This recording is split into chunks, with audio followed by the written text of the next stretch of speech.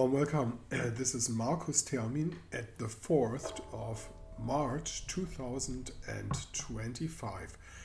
The moon is in the sign of Taurus and the sun is in the sign of Pisces. That's a nice sextile position, and it's a very comfortable position. Those of you who own a Pisces sun and a Taurus moon are usually very handsome persons, very nice persons. The Taurus moon exceptions are given as always, but the Taurus moon is one of the nicest and most handsome moons in the zodiac. This is the situation today. This short little video is just out there to put the finger on the most important aspect of the day. And since I couldn't make videos the last day, I caught a little something, flu thing or whatever, and so I couldn't make videos, and I missed the start of the retrograde Venus. Now, retrograde Venus is most interesting and is the most underestimated aspect. Venus takes 40 days in her retrogradeness, and as you all know, Venus has an 8-year rhythm of forming this big shape in the sky of the so-called Venus pentagram, which is a very exact thing. And then, as you also might know, Venus is in the center of all American calendars. There's more than one.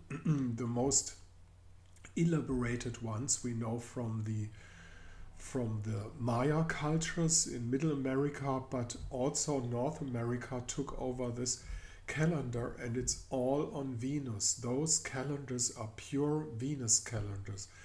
And for those civilizations, the trespassing of Venus through the middle of the sun, which is called Cassimi in her retrogradness, and the period of her invisibility was something like a resurrection phase.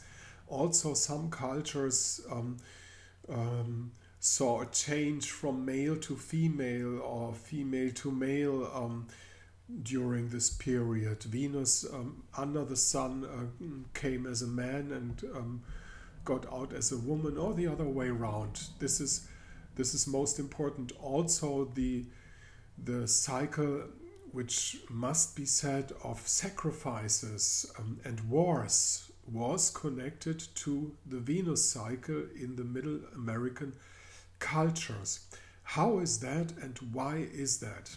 I am convinced that there's a civilization on Venus, and that this civilization visited the Earth, or still visits the Earth. I don't know about that, but the calendar, the Venus calendar itself, going along with those pyramids and those sky observing magnificent real big buildings, they point out that everything was focused on let's watch Venus. And why is that? As I said, to repeat myself, I'm convinced that there's a connection in between two civilizations, which is one is the Earth civilization and the other one is the Venus civilization. I'm pretty sure that the Venus is inhabited by another civilization. Venus is also a twin star of the Earth. That means she kind of dances waltz with the Earth, in a sense that she shows the Earth always the same face, you know. A Venus day is something around 250 days long, so her rotation period around herself is pretty slow, but they are connected in a most magical way. So in the personal chart, if somebody has Venus retrograde, there is to observe that there is a certain deepness in everything this person does.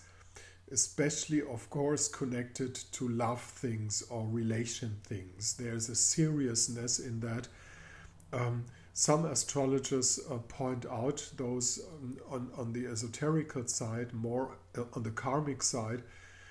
They just give out the simple phrase that a retrograde Venus in the chart is a connection to a lost love in a pre-life, in a karmic pre-existence, which might be possible, but is a very simple a unifold position. But it might well be true, because if you meet people with a retrograde Venus, love is deeper, love is more serious on the one hand, and it's also something that tends to be, as long as this person has not found a connection to what has been ended in a way that was not satisfying in the last karmic existences, they will have a hard time to catch up with a satisfying relationship in this existence and in this life. So this is the most important thing. Venus is retrograde, and it will stay so 40 days long. I think it's until the 28th of March. And the most important point of this retrogradness, in my point of view, is the Cazimi position of Venus at the 23rd. Venus in Cazimi means Venus in the heart of the sun. That means Venus crosses the sun towards the earth. She's invisible, of course. She's 40 days invisible. And when she gets into her visibility again, she's being reborn. She's being newborn. So this is an idea that drops down deep into cultural understanding. But as I said, there's even more on it, which is on this UFO basis and things like that. Thank you very much for listening. You might notice that I'm not in my full power today. I'm not sure whether I will have the energy to make a film tomorrow, but don't miss it. There will come out a lot of movies in the future. If you want to get in contact with the genius German astrologer, just use this mail address up there and down at my blog site. You will find the necessary conditions for a consultation, which we do on Zoom and very professional and all those things. So thank you again. It's the 4th of March 2025. You're listening to Markus Termin.